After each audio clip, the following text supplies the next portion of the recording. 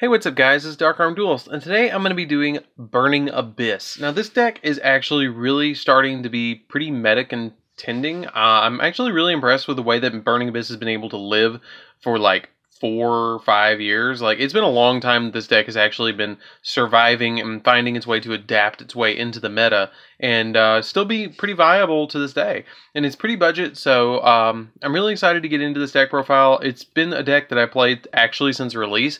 I didn't do a lot of deck profiles of it because I figured they were kind of a dime a dozen, because you'd get a bunch of different people that would throw deck profiles of this, and I was like, I don't really want to touch that. I kind of want to do weird decks and stuff like that. But I kind of wanted to try my hand at it and show you guys how I play it. So without further ado, let's get straight on into it. And don't forget to like, comment, subscribe. Hit that bell down there so you can be a part of the notification squad, and let's get straight on into it. And before we do, guys, I really quickly want to give a quick shout out to Farfa. I really enjoy his channel and enjoy his Table 500.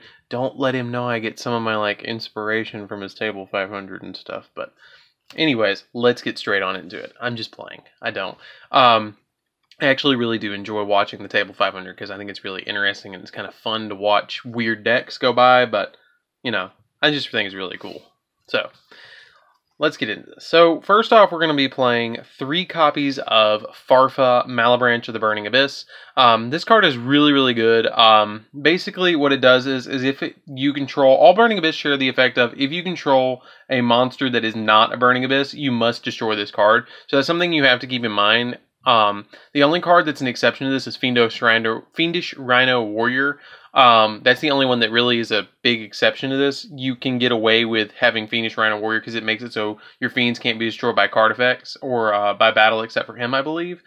But then all the Burning Abyss Malebranche cards have this special ability that if you control no spells and traps, you can special summon this card from your hand. But you can only activate that effect or their secondary effect once per turn. So I'm not going to list that in every single Malebranche card, so I'm just going to, say, hey, Malebranche. So, Farfa's special ability is if it's sent to the graveyard, you can target one monster on the field and banish it until the end phase, which is pretty cool. It can get stuff out of your link zone if you need to do that to yourself. Or it can also get cards off of your opponent's field that are problematic, that are just too big for you to deal with. Then we play 3 copies of Skarm, Malebranche of the Burning Abyss.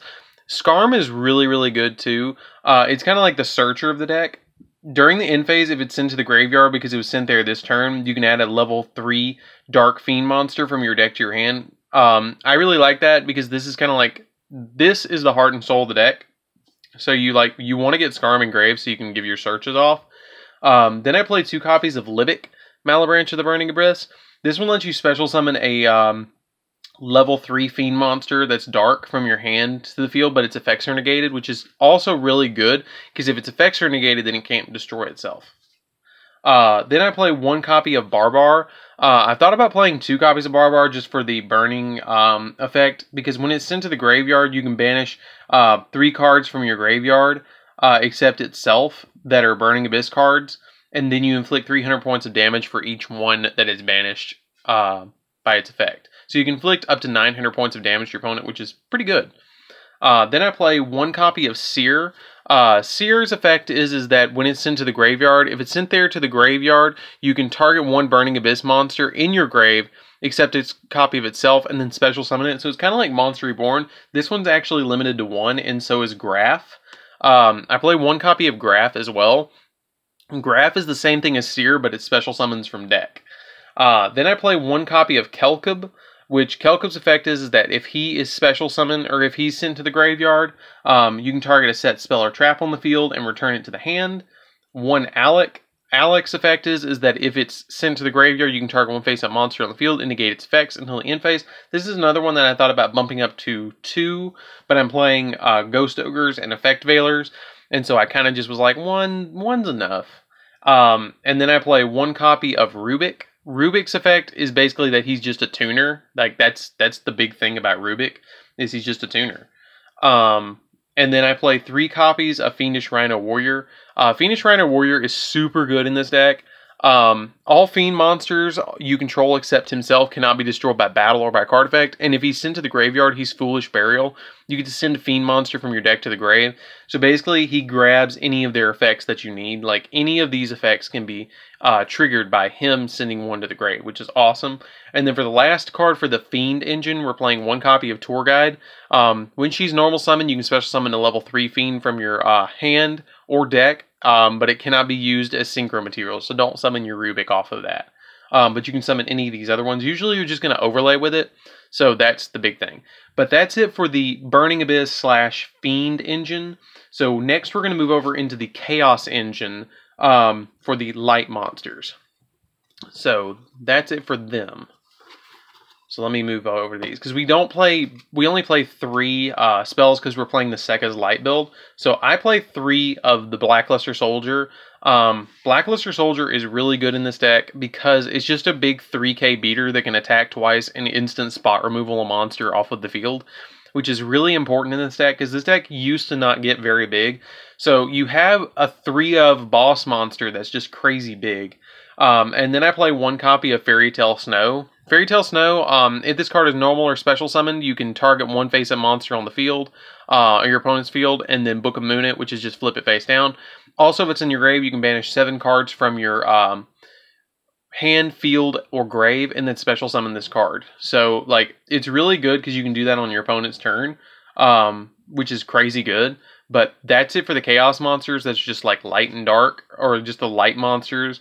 I'll show you guys the Beast engine, and then I think I have hand traps, and then that's pretty much it. So I play 3 copies of Rescue Cat. Rescue Cat's effect is that you can send this face-up card to the graveyard, special summon 2 level 3 or lower, keyword lower, beast monsters from your deck. But they're destroyed during end phase. So it's just like Rescue Rabbit, except it special summons level 3 beast monsters instead of level 4 normal monsters. This card's really good in the deck because it summons out Gallus, the Star Beast, and it summons out Elephon. The reason you play these is because you can go into Naturia Beast with Elephon, and with Gallus, the Star Beast, you can reveal this card in your hand and send the top card of your deck to the grave. Then if it was a monster, which we only play 3 spells in the deck, so it's high probability that you're going to send a monster, you can special summon, inflict damage to your opponent equal to the level of that monster. It's usually going to be 600, and then you special summon this card to the field. This card's really important because of the new time procedures as well. The time procedures kind of like prevent your opponent from if they call time, whoever has the most life points wins. So that's why Gallus is kind of important. Plus, you can overlay with him to make a Dante, because Dante is the generic level 3. But Elephon basically is a Earth tuner, so you'll use Rescue Cat and summon each one of these, and then synchro them away for a copy of Naturia Beast. So you can have that spell negation for Sky Strikers and stuff like that. So that's it for the beasts. I'll show you kind of my generic support stuff that I kind of play in here too. I play 2 copies of Crane Crane. Crane Crane is, in my opinion, really good in the deck because when this card is normal summon, you can target a level 3 monster in your grave and special summon that target. Its effects are negated, which isn't that big of a deal because it's going to negate your... It's actually better that it negates the effects because it's going to prevent your Burning Abyss monsters from destroying themselves. You can overlay with this into a level 3 or rank 3 or link it away to make something else. So that's kind of important for this deck. So 2 Crane Crane. Then I play 3 copies of Ghost Ogre and 3 copies of Effect Veiler. If you want to shove in somewhere some Ash Blossoms, if you're going to carry this competitively like a regionals, I understand. I don't have Ash Blossoms, and I don't intend to get Ash Blossoms because I don't go to a lot of regionals and stuff like that. So if you guys want to pick those up, maybe consider dropping the Crane Cranes for Ash Blossoms, and or dropping maybe one of the Libics for Ash Blossoms, and then playing 3 Ash, 3 Effect Veiler, and 3 Ghost Ogres. I highly recommend, though, that you do not drop the Ghost Ogres or the Effect Veilers, because if you do, it is going to mess up your BLS engine. So you need to have the 7 lights in the deck, including your BLS, or not including the BLS, so it will carry up to 10 light monsters in the main deck, minus the Dantes that are in the extra deck. So you're playing like a Chaos Burning Abyss Sekka's Light. I do like to call this deck Dante's Light in the Dark. I know that's kind of hokey and weird, but I really like that because it's a chaos variant of Burning Abyss. So that's it for the monsters. Let's get into the spells and traps. This deck is actually the deck that I would probably carry to like a locals, or even at a regionals level, you could totally play this deck. And it's been doing very well. Like I said, the only thing this deck might need, and I'm not a big fan of Ash Blossom because it's expensive and I like to build budget builds. But if you have them, throw them in here at any number that you actually own. If you don't own any, don't worry about it. If you do own Ash Blossoms, throw them in here. Then I play 3 copies of Sekka's Light because that's the whole point of this deck. Basically, it's Pot of Greed. If you have no spell and trap cards in your graveyard, you can draw 2 cards. Also, for the rest of the duel, after you activate this card, you cannot activate spells and traps except for Sekka's Light. You can banish this card from your graveyard to reveal 1 monster in your hand, shuffle it into the deck, then draw a card. You can only use each effect of Sekka's Light once per turn. This card is crazy in this deck. This deck basically revolves around Sekka's Light and milling out your Burning Abyss monsters. So basically this is like playing 3 Pot of Greeds with a magical mallet that lets you draw an extra card. This is really good, like really good. So we play 3 Sekka's Light, but that's it for the main deck, guys. Let's get into the extra deck, and I'll show you what I'm playing there. So first off, we're playing Dante Pilgrim. This card basically just gets summoned off of our Beatrice when it's done its thing. I play 3 Dantes. Some people don't play 3 Dantes. I like 3 Dantes because I want to have the ability to go into as many Dantes as I have possible. Basically, once per turn, you can detach material, mill a number of 1 to 3. It's always going to be 3 that you're going to mill, unless you're getting close to decking out. Then you send that many cards to your grave, and then until the end phase, he gains 500 attack for each one you mill. And then after he battles, you get to switch him to defense position, and then if he is sent to the graveyard, you can target 1 Burning Abyss card in your grave and add it to your hand. So he replaces himself, he swings, he's basically the best rank 3 in the game. And then I play 1 copy of the Phantom Knights of Breaksword just for that spot removal that we have in the game that we just might need. You know, hey, I might need to hit that 1 card. So I'm playing 1 Breaksword. I play 1 DDD Stone King Darius. I play this kind of just because it's kind of there. I really like playing it in this deck, so I mean that's about it. I play 1 number 75 Bamboozling Gossip Shadow. This card's pretty good.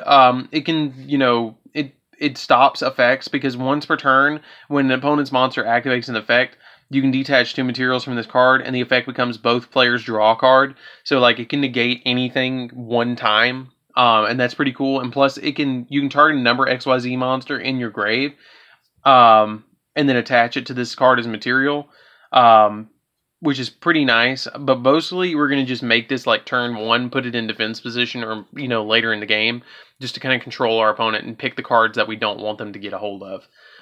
Then we play 1 Beatrice because it's Beatrice. 1 Nat Beast because Sky Strikers are a thing and negating spells is really important, so we play Nat Beast. I play a Boral Load because it's really big and it's just a big beat stick. Speaking of beat sticks, I don't have a Boral Sword, so I'm proxying it, but if you have Boral Sword, definitely put it in here because it can just OTK like crazy. I'm still waiting to get mine, which I should be getting soon, but hey. Proxies, and if you guys haven't seen my proxy video on how to make them, if you guys are just going to play around with your friends, definitely check that out on my channel. It's actually #1, like, the first thing if you look up Yu-Gi-Oh! Proxies, it's the first thing that comes up. So, that's pretty cool. Then I play 1 Nightmare Unicorn, just for the spot removal. 1 Nightmare Cerberus, again, kind of for spot removal. Nightmare Phoenix, same thing. And 1 Underclock Taker. Underclock Taker is really good in the deck because once per turn you can target 1 face-up monster your opponent controls, and 1 face-up monster you control, and then your opponent's monster loses attack, and your monster gains attack, which is, well, it loses attack equal to the targeted monster's attack, which is pretty cool. Like if, for instance, if I targeted, I don't know, Farfa. Well, I wouldn't have a Farfa on field. Let's just say I targeted Dante. Let's just say I had Dante. And my opponent's monster will lose 1,000 attack, which is cool, because Dante could then, you know, maybe beat over it. So anyways, guys, this is Darkroom Duelist. I hope you guys enjoyed this video. I really enjoyed taking this one. This one's a lot of fun. Like I said, this is one of the decks that I was playing when Duelist Alliance first came out with Shadowl's. So I've been playing this deck a long time. So don't forget to like, comment, subscribe. Tell me what you think of this deck profile down in the comments down below. Again, shout outs to Farfa. I really enjoy your series, man. And I'll see you guys in the next video. See you around, guys. Don't forget to hit that bell down there so you can become part of the notification squad. See you around, guys.